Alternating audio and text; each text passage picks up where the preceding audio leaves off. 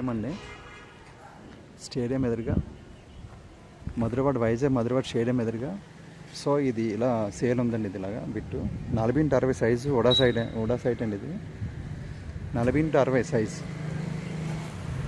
ఇలాగా జస్ట్ హైవేకి 200-300 మీటర్ల పరిధిలో అండి.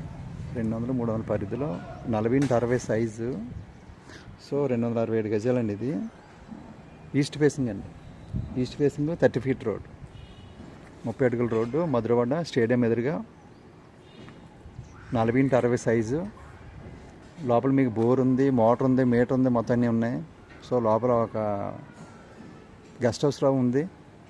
లోన్ వస్తుందండి, ప్రాబ్లం లేదు. గజం 90,000 చెప్తున్నారు.